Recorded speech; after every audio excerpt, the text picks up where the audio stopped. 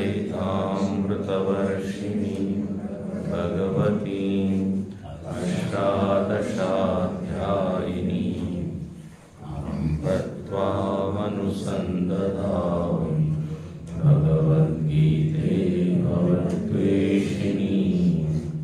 नमोऽस्तुते व्यासविशालबुद्धे तुल्यारविन्दायतपत्रनेत्र येन त्वया भारततैलपूर्णः प्रज्वालितो ज्ञानमयप्रदीपः प्रपन्नपारिजाताय स्तोत्रवैत्रैकपाणये ज्ञानमुद्राय कृष्णाय गीतामृतदुहे नमः। सर्वोपनिषदो गावो गोपालनन्दनः पार्थो वत्ससुधीर्भोक्ता दुग्धं गीतामृतं महत्। वसुदेवसुतं देवं कंसचाणूरमर्दनं देवकी परमानन्दं कृष्णं वन्दे जगद्गुरुं कृष्णं वन्दे जगद्गुरुम्।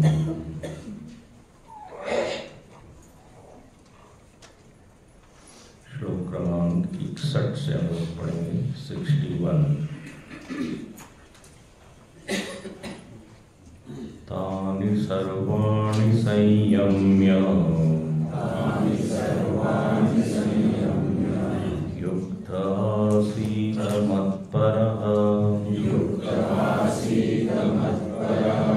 वशे हि यस्येन्द्रियाणि तस्य प्रज्ञा प्रतिष्ठिता। ध्यायतो विषयान् पुंसः संगस्तेषूपजायते संगात् संजायते कामः कामात् क्रोधो विजायते क्रोधात् भवति सम्मोहः सम्मोहात् स्मृतिविभ्रमः स्मृतिभ्रंशात् बुद्धिनाशः बुद्धिनाशात् प्रणश्यति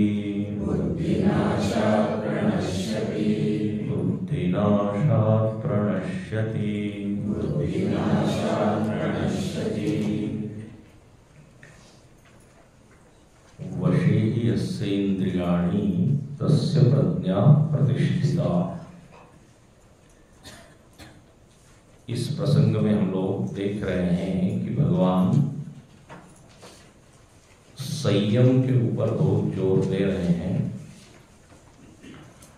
साधना काल में वो संयम को प्राप्त करता है और सिद्ध होने के बाद भी उसका वो संयम बना रहता है। साधना काल में प्रयत्न करता है कि वो इंद्रियां उसके वश में हो। ज्ञान के पश्चात वह उसके लिए सहज हो जाता है। दो स्थितियां हैं, साधना काल में और सिद्धि काल में। साधना काल में उसका मन बार बार फिसलता है, लेकिन वो प्रयत्न करता है। संयम करने का अर्थ है संतुलित व्यवहार करना, संतुलन होना चाहिए। संतुलन का उल्टा होता है उच्छृंखल। मनमाना आचरण जो होता है उसी को कहते हैं, बोले इसका कोई कंट्रोल है नहीं। मतलब क्या, किसी मर्यादा, कानून, नीति, नियम इसका पालन नहीं कर रहा है। और जब हम कहते हैं ये संयमित है, मतलब अनुशासन में ये रह रहा है, संतुलित जिसका जीवन है। इसी को अच्छा शब्द दे दें तो शास्त्रीय जीवन है।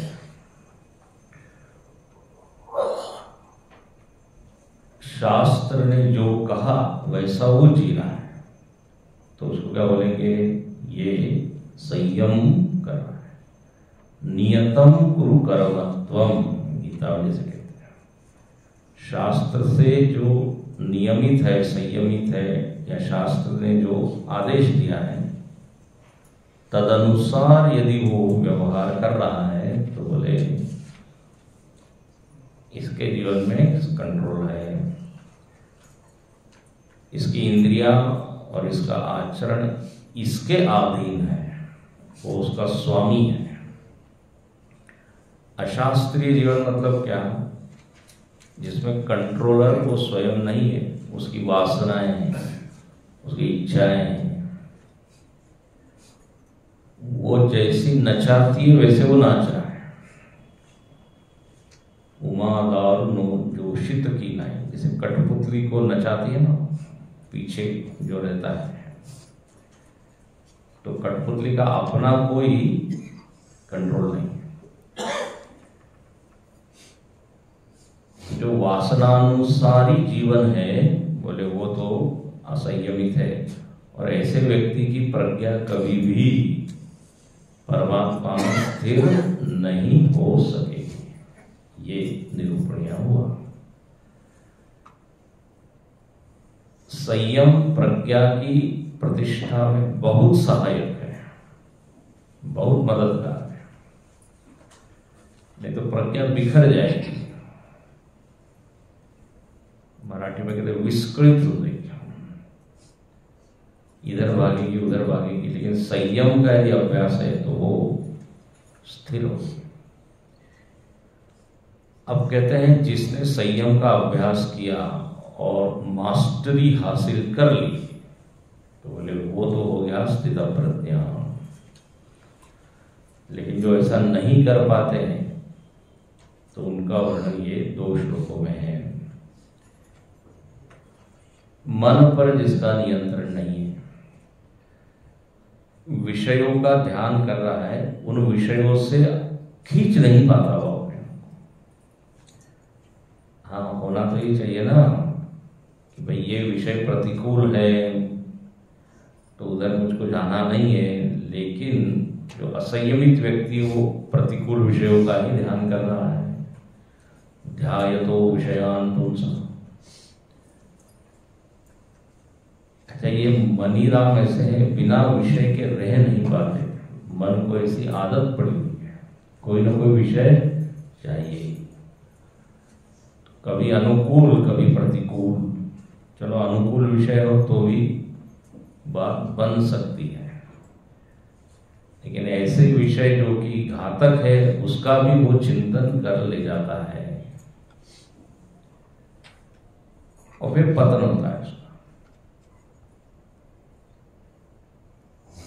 तुलसीदास जी ने एक भजन लिखा है विनय पत्रिका में, विषय वारी मन मीन भिन्न नहीं होत कबहु बल एक। बोले ये जैसे मछली होती है ना, पानी में रहती है, पानी के बिना रह नहीं सकती। सटीक उदाहरण दिया है। पानी से यदि मछली को निकाल दो तो मर ही जाएगी। ऐसा ही ये मन हमारा मछली है और पानी विषय है। उसको यदि विषय न दे तो बेचारा मन गड़बड़ाता है, सफोकेटिंग फील करता है। उसको कुछ न कुछ विषय चाहिए। जैसे मछली पानी के बिना नहीं रह सकती। विषय वारी मन मीन भिन्न होत नहीं पलय कबहु पलय। हंस गीता में भी ये वर्णन आता है, भागवत में। तो वहाँ भगवान हंस का रूप लेके उपदेश करते हैं कि मन को निकालो, जैसे नीर क्षीर विवेक करता है हंस, वैसे ही वहाँ उपदेश किया है। एक है नश्वर, एक है ईश्वर। नश्वर से निकाल के ईश्वर में लगाओ, तब मन मरेगा नहीं, मन का स्वास्थ्य और बढ़िया हो जाएगा। अच्छा, तो यहां पर तो स्थिति दूसरी है। ध्यायतो विषयान् पुंसः संगस्तेषु उपजायते। कल इस पर चिंतन किया हम लोगों ने। जो ध्यान तो करता है, लेकिन ध्यान का विषय बहुत गड़बड़ है, संसार है। और संसार में शुभ बुद्धि रख के वो करता है कि बड़ा अच्छा है संसार, बड़ा अच्छा है जगत, तो नेचुरली उसमें उसकी आसक्ति हो जाती है। जब आप किसी रोग का चिंतन करते हो तो उसमें शुभ बुद्धि नहीं होती, शोभन बुद्धि नहीं होती है, तो उसमें आसक्ति नहीं होती।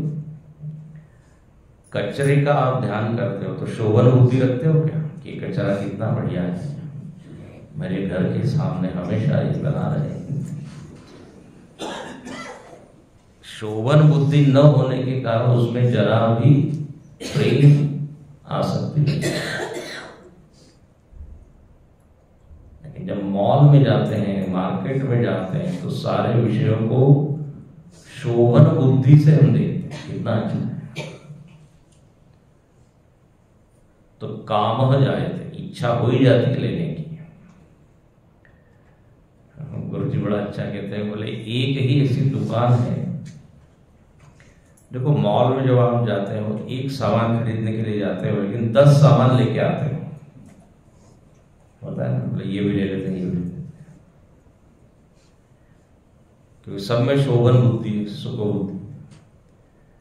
लेकिन एक ही दुकान ऐसी है जहां पर आप जाते हो और एक ही सामान लेते हैं, लेकर आते हो, और वो दुकान है दवाई की दुकान। ये नहीं थोड़ा हार्ट की भी दे दो, थोड़ा पेट की भी दे दो, थोड़ी सिर की भी दे दो। तो दवाई में कोई ज्यादा शोभन बुद्धि नहीं होती। अब रोग दूर करना है तो एक दवाई में महत्व बुद्धि, बाकी किसी में महत्व बुद्धि न होने के कारण आसक्ति किसी में भी नहीं होती, और न ही अन्य विषयों, अन्य दवाइयों को खरीदने की इच्छा होती है। तो देखो इच्छा कब आती है, जब उसमें शोभन होती है। तो कामा संगात जायते काम। अच्छा, इसको दूसरे ढंग से भी कहते हैं, कामम जानामिते मूलम संकल्पात किल जायते।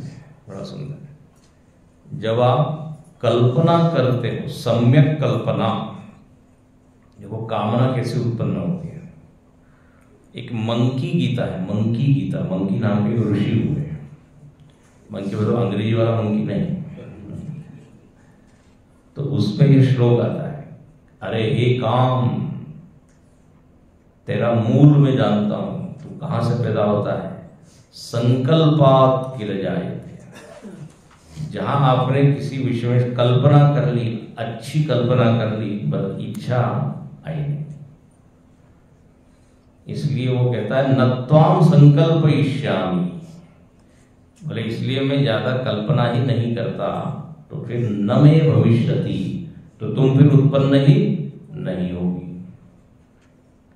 जो मैं शोभन बुद्धि कह रहा हूं ना, वहां पे उसी को क्या हो रहा है, संकल्प, सम्यक कल्पना। संकल्प मतलब निश्चय नहीं।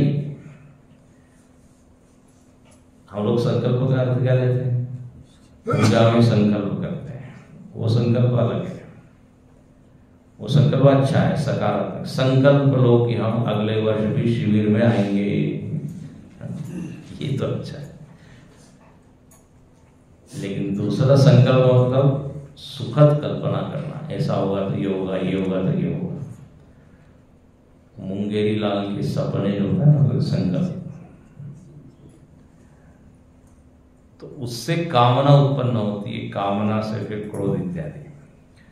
अब ये घटना जो है ना, नारद जी के साथ घटी हुई। रामायण में आप देखें, देवर्षि नारद एक बार वो हिमालय में गए, ऐसे ही हिमालय में, और वहां पे जाके उनका मन इतना शांत हो गया और समाधि लग गई उनको।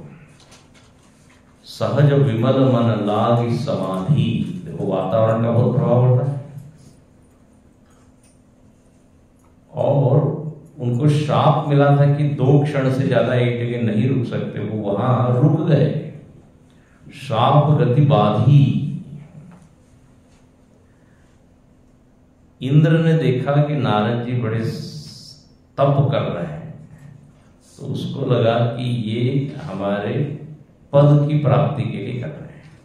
हालांकि ऐसा बिल्कुल ये सत्य था नहीं, वो तो अपने भगवान में लगे हुए थे, उनका मन तल्लीन था, समाहित था। लेकिन इंद्र को तो यही लगता है ना, कल जैसे हम कह रहे थे, जिसकी दृष्टि जैसी होती है उसको वैसे ही दिखता है। इंद्र पद की प्राप्ति तब होती है जब व्यक्ति बड़ी तपस्या करता है, तो उसको लगा कि अब हमारी कुर्सी पर इनकी नजर है, तो काम देव को भेजता है। कहानी पूरी है, जानते हैं आप। कामदेव को भेजा। कामदेव अपने सारी पार्टी के साथ वहां आया, अप्सराएं, गंधर्व इत्यादि। लेकिन नारद जी की समाधि भंग नहीं हुई। तो कामदेव जो थोड़ी देर इंतजार कर रहा है कि जब वे स्वयं बाहर आएंगे तब हम इनसे क्षमा मांगेंगे। और ऐसा ही हुआ। जब समाधि उनकी पूरी हुई, आंखें खोली, तो कामदेव वहां खड़ा है, वो चरण में गिरता है, बोले महाराज हमने आपकी समाधि को भंग करने का प्रयत्न किया, हमको क्षमा कीजिए। नारद जी ने कहा कोई बात नहीं, गलती सबसे होती है, आदमी गलती का पुतला है, लोग बोलते हैं। उनको कोई क्रोध नहीं आया। अब नारद जी को हुआ ये था कि भगवान के बल से उन्होंने कामदेव को भी जीत लिया था, क्रोध को भी जीत लिया था। निष्काम हो गए थे और शांत हो गए थे। लेकिन उनको क्या लगा कि ये हमने अपने पुरुषार्थ से प्राप्त किया। उनको अभिमान आ गया, काम और क्रोध को मैंने जीत लिया, ये अभिमान आ गया। और बस यहीं से फिर पतन की शुरुआत हुई। हुआ ये कि काम क्रोध को जीत लिया उन्होंने, तो सोचा कि अब पूरी दुनिया को मालूम पड़ना चाहिए कि मैंने ये उपलब्धि हासिल की। ये अहंकार का एक स्वभाव है। अहंकारी व्यक्ति प्रदर्शन चाहता है। शिवजी के पास वो गए, शिवजी ने पूछा वाह कहाँ थे आप? बोले क्या बताएं, बड़ा बिजी था। कहाँ? बोले मैं तपस्या कर रहा। शिवजी ने देखा कि इनको जरा अभिमान आ गया, बड़ा अच्छे से समझाया कि देखो ज्यादा बोलना नहीं है सब। अब नारद जी उनको गलत समझ गए। नारद जी ने सोचा कि शिवजी को ईर्ष्या हो रही है हमसे, क्योंकि शिवजी को तो क्रोध आ गया था। कामदेव जब आया था तो क्रोध आया था, उन्होंने तीसरा नेत्र खोल के भस्म कर दिया था। नारद जी को लगा कि हमने तो शिवजी का रिकॉर्ड ब्रेक किया है, इसलिए शिवजी को अच्छा नहीं लग रहा, इसलिए कह रहे हैं कि लोगों को बताना नहीं। वास्तव में ऐसा कुछ नहीं था, शिवजी उनका हित चाहते थे। लेकिन अब अहंकारी व्यक्ति का विवेक लुप्त हो जाता है। वहां से निकल पड़े, बोले अरे हमने इतना जीता, आप तो तारीफ भी नहीं कर रहे हो। मन ही मन नारद जी ने सोचा।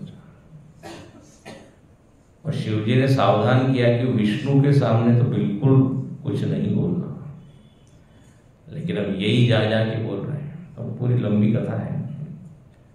नारायण भगवान ने देखा कि इनके मन में अभिमान का पेड़ उग आया है, तो इसको काटना मेरा कर्तव्य है, क्योंकि ये मेरे भक्त है। ध्यान से सुनना। और भगवान ने गीता में बताया है नमे भक्त प्रणश्यति। देखो यहां पे क्या लिखते हैं, बुद्धि नाशात प्रणश्यति। बुद्धि का नाश होने से नाश होता है, लेकिन भगवान ने नारद जी को आखिरी में बचा लिया है। अभी हम देखेंगे, क्योंकि वो भक्त थे, मूल में ही भक्त, थोड़ी देर के लिए गड़बड़ हो गया था। तो भगवान ने एक लीला रची और कहा कि इनके अहंकार को हम काटते हैं। तो क्या किया उन्होंने, अपनी माया को कहा एक सुंदरी युवती के रूप में तुम एक नगर में जाके प्रकट हो जाओ। नारद जी घूमते घूमते वहां गए। वहां पर वो युवती थी, उसके पिता एक राजा थे और उन्होंने उनका स्वयंवर रचा था। अनेक अनेक राजकुमार वहां हैं। राजा ने सुना कि नारद जी हमारे नगर में आए, तो बोले आइए आइए, हमारी कन्या का विवाह होने वाला है, इसका आप हाथ देख के ये बताइए कि इनको कौन पति मिलेगा, इसका भविष्य क्या है। अब बस यही से ध्यायतो विषयान हो गया। नारद जी जो है वो राजकुमारी का मुख देख के इतने मोहित हो गए, तो ध्यायतो विषयान लिखा है ना, तो विषयान की जगह राजकुमारी, उसका वो ध्यान करने लगे। वो माया थी साक्षात। अच्छा, एक बार देख के, जैसे हमने कहा नजर हट जाए तो ठीक है, लेकिन वो चिंतन करने लगे और उनके मन में ये सुख बुद्धि आ गई कि इनके साथ विवाह हो जाएगा तो बहुत अच्छा। और तब क्या हुआ, कामना जाए थे। अब कामना आ गई तो बोले अब ये तो इतनी सुंदर ही है, तो हमको सुंदर तो बनना पड़ेगा, बिना सुंदर।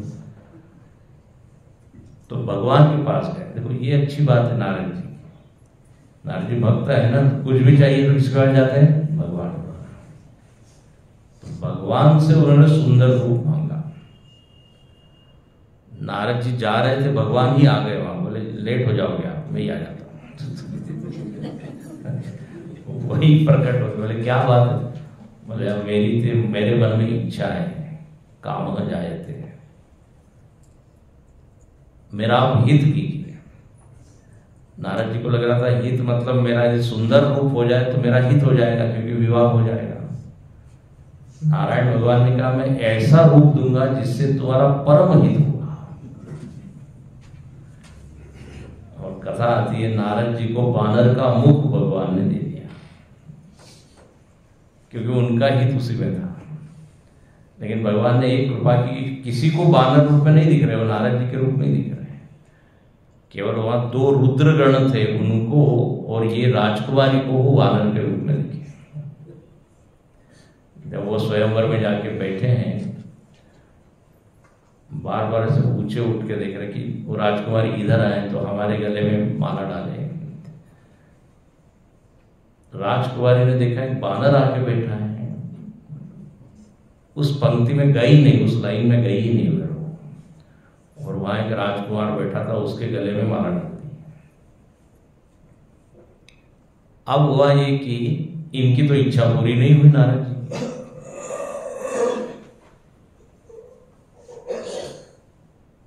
तो रुद्रगण जो थे भगवान शंकर के 2 रुद्र, वो नारद जी को कहने लगे, नारद जी पहले आप अपना मुख देख के आइए, फिर शादी करने आइए।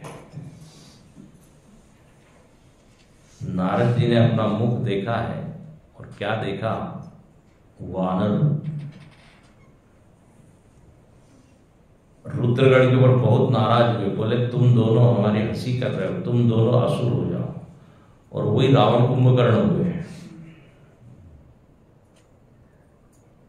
और नारद जी को अब गुस्सा आया है, बोले हम नारायण भगवान के पास सुंदर रूप के लिए गए थे और हमको बना दिया वानर, सुंदर बनने गए थे बना दिया बंदर।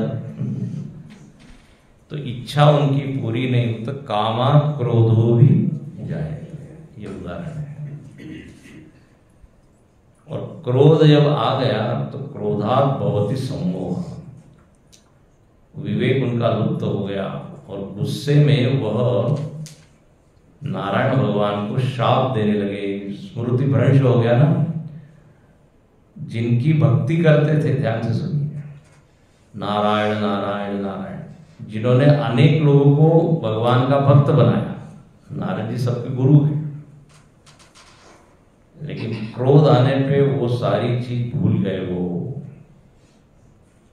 और इतने गुस्से हुए, शाप देने लगे, परम स्वतंत्र, सिर पर कोई, आपके सिर पर कुछ है नहीं, कोई है नहीं, इसलिए आपको जैसा लगता है वैसा आप करते हैं, जो आपके मन में आता है वो करते हैं, मनमानी करते। बताइए, हमारी हंसी कर दिया आपने। और धनाधन शाप दिए एक के बाद। बोले एक दिन ऐसा आएगा जब आपको वानरों की सहायता लेनी पड़ेगी, उनके आगे भीख मांगना पड़ेगा, जरा मेरी मदद कर दो। और बोले हमारा विवाह नहीं करने दिया तो आपके जीवन में भी पत्नी का वियोग हो जाएगा, फिर आपको समझ में आएगा कितना दुख होता है। और आपको मनुष्य जन्म लेना पड़ेगा। हम मनुष्यों के साथ आप खिलवाड़ कर रहे हो, आपको मनुष्य का जन्म लेना पड़ेगा। भगवान ने कहा और कोई, आपके सारे शाप हम सिर पर धारण करते हैं। और इसी शाप के चलते क्या हुआ, राम अवतार हुआ है। तो देखो ये कथा है। तो कामात् क्रोधो विजायते, क्रोधात् भवति सम्मोहः, सम्मोहात् स्मृतिविभ्रमः, स्मृतिभ्रंशात् बुद्धिनाश। यहां तक तो ठीक है। अच्छा, हुआ ये कि जब सारे शाप दे दिए तो भगवान ने वो जो माया थी उसका हरण कर लिया। और कथा बड़ी अच्छी है। नारद जी को जो गुस्सा आया है ना, तो बोले अब जाके हम शाप देते हैं। और जब शाप देने गए हैं तो भगवान के साथ में वही राजकुमारी है, दोनों हाथ में हाथ से डाल के आ रहे हैं। तो नारद जी ने कहा अच्छा वो राजकुमार तो आप ही थे।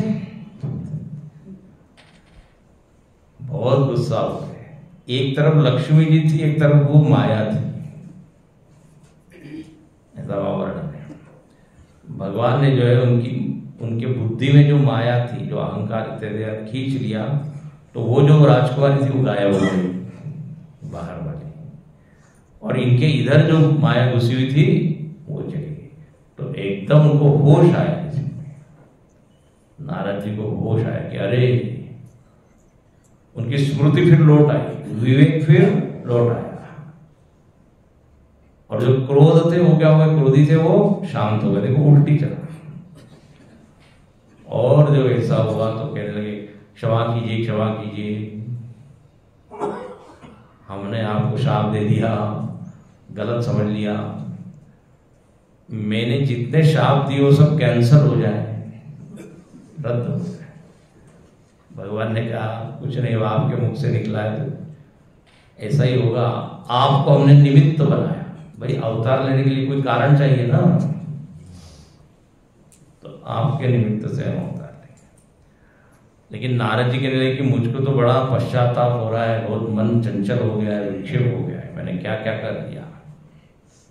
तब राम जी कहते हैं, नारायण भगवान कहते हैं जाओ शिव जी का आप जप करो, ओम नमः शिवाय, तो आपका मन क्या होगा, फिर शांत। भगवान ने देखिए उनको बचा लिया अंत में। बुद्धिनाशा प्रणश्यति जो होता है ना, वो प्रणश्यति नहीं हुआ, नमे वक्त। मूल में नारद जी भक्त है। तो ये उदाहरण के लिए ये जो श्लोक है, इसका उदाहरण नारद जी का दिया जाता है। ध्यायतो विषयान् संग जायते, काम जायते, क्रोध जायते। इस तरह ये व्यक्ति ऊंचे से नीचे आ जाता है, उसका मन जो है वो फिसल जाता है। इसको गुरुदेव कहते थे लेडर ऑफ फॉल, अंग्रेजी में बोलते थे गिरने की सीढ़ी। अच्छा, ऊपर चढ़ने की सीढ़ी कहां बताइए मालूम है? भज गोविंदम में बताइए, ठीक इसके उल्टे। भज गोविंदम किसने लिखा है? आदिशंकर। उसमें एक श्लोक आता है, सत्संगत्वे निसंगत्व। अब देखो वहां पे, यहां लिखा है ध्यायतो विषय, विषयों का संग करता है, वहां पे वो संत का संग करता है। और सत्संगत्वे निसंगत्व, निसंग होता है, विरक्त होता है। यहां पर क्या लिखा? संग हो जाए, आसक्ति जाए। सत्संगत्वे निस्संगत्वम, निस्संगत्वे निर्मोहत्व। वहां पे क्या लिखा है? निर्मोही होता है। जैसे जैसे आप सत्संग करते हो विरक्त होते हो, विरक्त होते हो तो बुद्धि और तेजस्वी होती है। यहां पे उल्टा लिखा है, सम्मोह जाते हैं, सम्मोहा स्मृति विभ्रम। वहां क्या लिखा है? निर्मोहत्व निश्चल तत्व। कितना बढ़िया है, तत्व के प्रति निश्चय और पक्का होते रहता है। तो सत्संग किया तो निस्संग हुआ, निस्संग से निर्मोही हुआ, निर्मोहत्व निश्चल तत्व, और निश्चल तत्व जीवन मुक्ति, वो मुक्त हो जाता है। और यहां प्रणश्य। तो शुरुआत क्या की? सत्संग से। सत्संग करे तो व्यक्ति का उत्थान, और विषय संग करे तो ये पता, इस तरह आता है। अब आगे के 2 श्लोकों में 64 और 65 में भी ज्ञानी का वर्णन किया कि ज्ञानी ये गिरता नहीं है, जाए तो विषय, उसके जीवन में उत्थान होता है। क्यों होता है? तो देखो, राग द्वेष वियुक्तैस्तु